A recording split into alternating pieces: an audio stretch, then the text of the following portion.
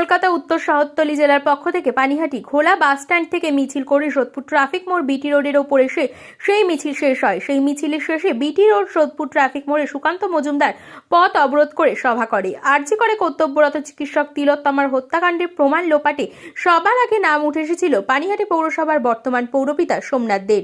আর সেই সোমনাথ দেকে নয়া পৌরপ্রধান হিসেবে নিযুক্ত করা হয়েছে। তারই প্রতিবাদে সাংসদ তথা মন্ত্রী সুকান্ত মজুমদার প্রতিবাদে নেমেছেন। ঘোলা পিএনবি থেকে সোদপুর ট্রাফিক মোড় পর্যন্ত এই প্রতিবাদ মিছিল চলে। এই প্রতিবাদ মিছিলে অংশগ্রহণ করেছেন সুকান্ত মজুমদার, কৌস্তব বাগচি, জয় সাহা, অরিজিৎ বক্সি সহ অন্যান্য বিজেপির কর্মকর্তারা। আগামী দিনে প্রাইজ পোস্টিং বা প্রাইজ পুরস্কার দেওয়া হবে। দেখুন, আপনারা জানেন যে আমাদের অভয়ার সাথে যে ধরনের অত্যাচার হয়েছিল এবং তারপরে তাকে খুন করা হয়েছে, তার তথ্য প্রমাণ লোপাট করার কাজ যে তিনজন তৃণমূল কংগ্রেস নেতা করেছিলেন, তাদের মধ্যে একজন হচ্ছে নির্মল ঘোষ, একজন হচ্ছে সোমনাথ দে এবং সঞ্জীব মুখোপাধ্যায়। আজকে সেই সোমনাথ দেকে প্রাইজ পোস্টিং দেওয়া হলো, পুরস্কার স্বরূপ পানিহাটি পৌরসভার চেয়ারম্যান ঘোষণা করা হলো। এর প্রতিবাদে আমাদের মিছিল। কারণ আমার মনে হয় এই অভয়াকাণ্ড নিয়ে বাংলার লাখো লাখো মানুষ সেদিন রাস্তায় নেমেছিল, বাংলার মানুষ কেঁদেছিল সেদিন। বাংলার মানুষের সেন্টিমেন্টের সাথে, বাঙালি সেন্টিমেন্টের সাথে মমতা বন্দ্যোপাধ্যায় আজকে সত্যি কথা বলে কৌতুক করলেন, মজা করলেন, মকারি করলেন।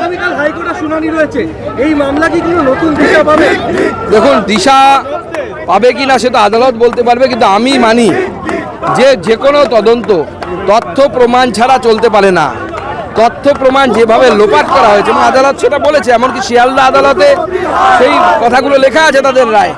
তো স্বাভাবিকভাবে সেই তথ্য প্রমাণ লোপাট হওয়ার পর কতটা দিশা খুঁজে পাওয়া যাবে আমার যথেষ্ট সন্দেহ আছে। আজকে 23 নম্বর ওয়ার্ডের তৃণমূল কাউন্সিলর তিনি ঘোলা থানায় অভিযোগ করেছেন যে তাকে হুমকি দেওয়া হয়েছে এবং শুধু তাই না, পানিহাটির বিধায়ক এবং তার পুত্রকে মেরে ঝুলিয়ে দেওয়া হবে এই ফ্লাইওভারে। এবং এটা কি বলবেন? দেখুন, এ তো এই অ্যাম্বুলেন্স বের করো, এ তো নতুন কিছু নয়। আমরা দেখেছি মালদাতে এর আগে একজন কাউন্সিলর খুন হয়ে গেল। তার আগে আমাদের কলকাতার 108 নম্বর ওয়ার্ড সম্ভবত, সেখানে বিধায়কের উপর গুলি চললো কোনো রকম, সে আসলে সুশান্ত ঘোষ তার নাম। আরও এরকম বিভিন্ন জায়গায় আমরা দেখতে পাচ্ছি কাউন্সিলরের উপরে গুলি চলছে। প্রদীপ দাস বহরমপুর, তাকে এরকম ঘটনা ঘটলো। তার এর মূল কারণ হচ্ছে পয়সার ভাগটা কে পাবে। পয়সার ভাগাভাগি নিয়ে এদের মধ্যে গন্ডগোল হয়েছে, তখন এক পক্ষ আর এক পক্ষের গুলি। নির্বাচিত